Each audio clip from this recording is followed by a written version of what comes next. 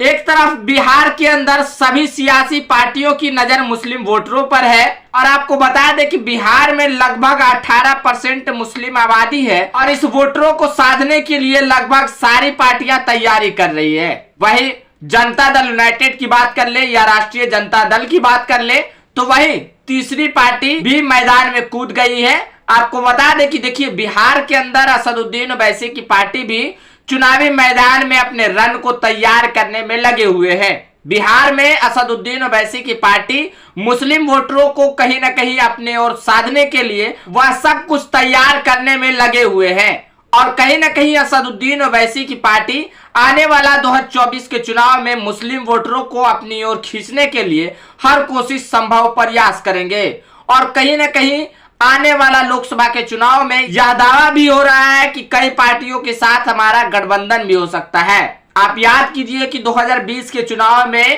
Third front बना था और उस थर्ड फ्रंट में असदुद्दीन ओवैसी की पार्टी और उपेंद्र कुशवाहा और उसके बाद ओम प्रकाश राजभर भी साथ में थे और यही नहीं बहन मायावती की पार्टी भी बसपा भी थर्ड फ्रंट बनाकर 2020 में चुनावी मैदान में उतरे थे,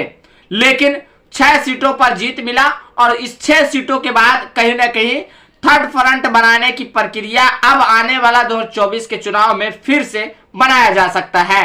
और असदुद्दीन ओवैसी की पार्टी को 2020 के चुनाव में 5 सीटों पर जीत मिली थी। हालांकि बाद में जो हुआ वो सब कुछ आप लोग वाकिफ होंगे, लेकिन बिहार में मुस्लिम वोटरों पर नजर कहीं ना कहीं राष्ट्रीय जनता दल और जदयू की, जो राष्ट्रीय जनता दल की कई बार MY समीकरण के साथ बिहार में सरकार भी बना चुकी है, लेकिन अब उसी वोटरों पर नजर है जदयू की, जनता दल यूनाइटेड की, जो कई बार बैठक भी कर चुके हैं, अल्पसंख्यक समाज के लोगों को बुलाकर बैठक भी कर चुके हैं। लेकिन अब बिहार के मुसलमान किसके साथ जाएंगे? क्या जदयू के साथ जाएंगे या राष्ट्रीय जनता दल की ओर जाएंगे या किसी और पार्टी के साथ जाएंगे? अब मुस्लिम समाज की ओर से यह आवाज भी उठना शुरू हो गया है। अब क्या जिस तरीके से मुस्लिम वोट राष्ट्रीय जनता दल को मिलेगा या जिस तरीके से जनता दल यूनाइटेड को मिलेगा, हालांकि असदुद्दीन ओवैसी की पार्टी पर भी यह इल्जाम लगाया जाता है कि वे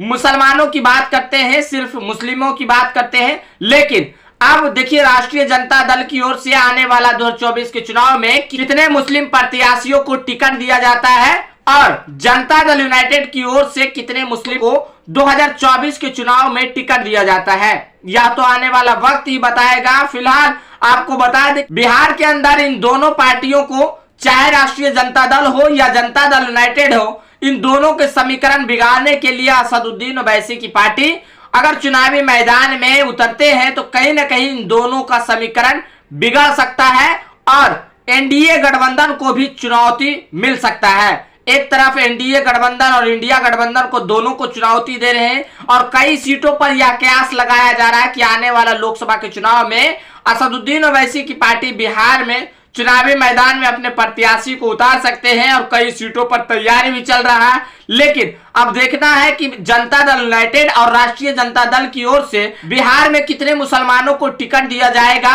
और देखिए आने वाला वक्त में क्या कुछ होता है। फिलहाल आज के लिए इतना ही। अगर इस वीडियो को यूट्यूब चैनल पर देख रहे हैं तो हमारे चैनल को सब्सक्राइब कर लीजिएगा। अगर इस वीडियो को फेसबुक पेज पर देख रहे हैं तो हमारे पेज को फॉलो कर लीजिएगा। कमेंट बॉक्स में अपनी प्रतिक्रिया जरूर दे। मिलते हैं अगली वीडियो में, तब तक के लिए जय हिंद, जय भारत।